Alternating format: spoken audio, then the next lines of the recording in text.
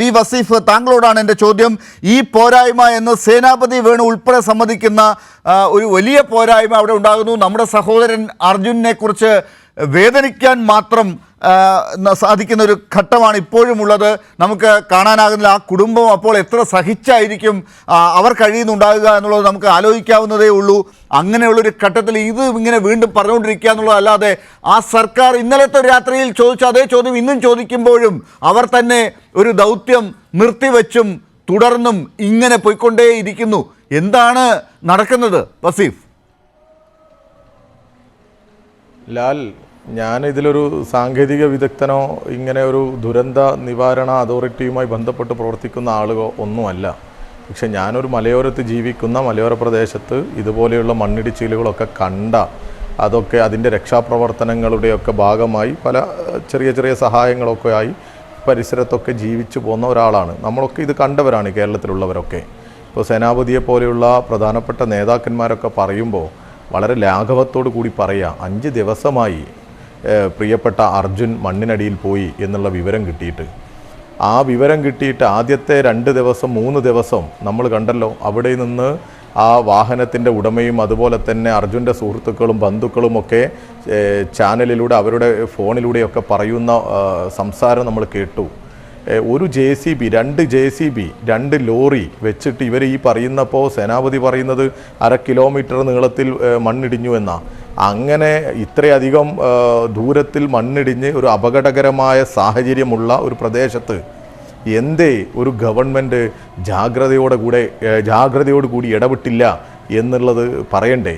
എന്തുകൊണ്ടാണ് അവർക്ക് ഇടപെടാൻ പറ്റാത്തത്? അർജുൻ ഒരു ഡ്രൈവർ ആയതുകൊണ്ടാണോ? അർജുൻ മലയാളി ആയതുകൊണ്ടാണോ? അവിടെ വേറെയും ആളുകൾ അതിനകത്ത് കുടുങ്ങിയിട്ടുണ്ട്, വേറെ കുറച്ച് പേര് ഒലിച്ചു പോയിട്ടുണ്ട്. അങ്ങനെയൊക്കെ അവിടുന്ന് വലിയ റിപ്പോർട്ടുകളും വേറെ വാഹനങ്ങൾ പോയി എന്നുള്ള വിവരങ്ങളും ഒക്കെ വരിക. ഒരു ലോറി ഉൾപ്പെടെ അതിനകത്ത് പെട്ടു. നോക്കൂ നിങ്ങൾ, എന്ത് ഗൗരവമാണ് ഒരു ഗവൺമെന്റ്, കർണാടക പോലത്തെ ഒരു ഗവൺമെന്റ്, അതും കോൺഗ്രസ് സുഹൃത്തുക്കളും ഈ കേരളത്തിൽ നിന്ന് പോയ ആളുകളൊക്കെ അവിടെ ആ സ്പോട്ടിൽ നിൽക്കുമ്പോൾ ആ ഉദ്യോഗസ്ഥർ അവരോട് ചോദിക്കുകയാണ്, നിങ്ങൾ ആരാണ് ഈ ഇത്രയധികം പ്രഷർ ചെലുത്താൻ? ഈ മണ്ണിനടിയിൽ കിടക്കുന്ന ആൾക്കാണോ ഇത്ര സമ്മർദ്ദം ഉള്ളത്, അതോ നിങ്ങൾക്കാണോ? ആരാണ് ഇയാൾ? ഡ്രൈവർ മാത്രമല്ലേ എന്ന് ചോദിക്കുകയാണ്. ലാൽ, ഞങ്ങൾക്ക് ഈ കണ്ണാടിക്കൽ കോഴിക്കോട്ടെ പ്രദേശമാണല്ലോ. അവിടെയുള്ള ഞങ്ങളുടെ സംഘടനാ പ്രവർത്തകരും പാർട്ടി പ്രവർത്തകരും ഒക്കെ ആ വീടും പരിസരവുമായിട്ടൊക്കെ നിൽക്കുന്നവരാണ്. ഞങ്ങളുടെ ഒരു DYFI പ്രവർത്തകനൊക്കെ ആയി നിന്നൊരു സുഹൃത്തു കൂടിയാണ് ഈ അർജുൻ എന്നാണ്. അപ്പോൾ ഈ അർജുനുമായി ബന്ധപ്പെട്ട് ഞങ്ങൾ അറിഞ്ഞ മുതൽ ഞങ്ങൾ സംസ്ഥാന ഗവൺമെൻറ്റിലും അതുപോലെ തന്നെ ബന്ധപ്പെട്ടവരെയൊക്കെ ബന്ധപ്പെട്ടുകൊണ്ടേ ഇരിക്കുന്നുണ്ട്. മുഖ്യമന്ത്രി ഉൾപ്പെടെ കർണാടക ഗവൺമെൻറ്റുമായി ബന്ധപ്പെട്ടുകൊണ്ടിരിക്കുന്നുണ്ട്.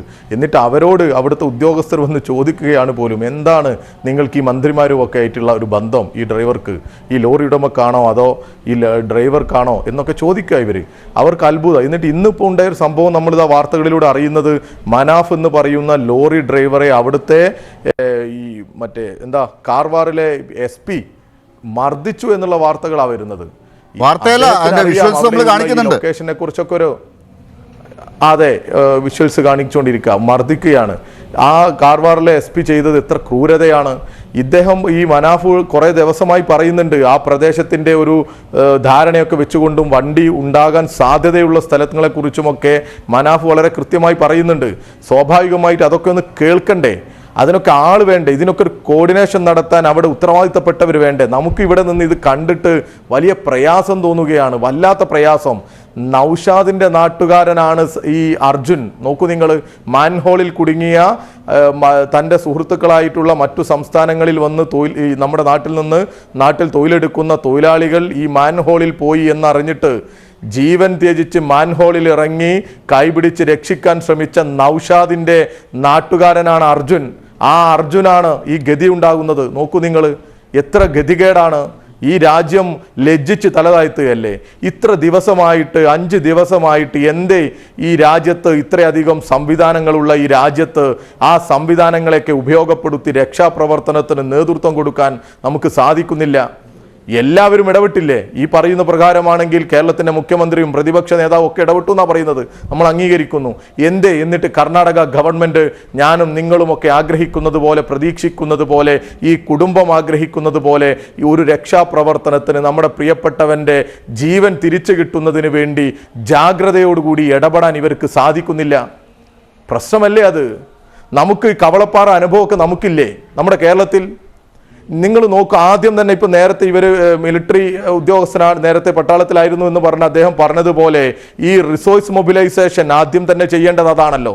അവിടെ എന്ത് റിസോഴ്സാണ് ഉള്ളത് നമ്മൾ കാണുകയല്ലേ? ഇപ്പോഴും നമ്മൾ കാണുകയാണ്. ഇപ്പോഴും അവിടെ ആവശ്യത്തിന് റിസോഴ്സ് ഉണ്ടോ? ഇല്ല. എന്താണ് ഇവർ മൊബിലൈസ് ചെയ്തത്?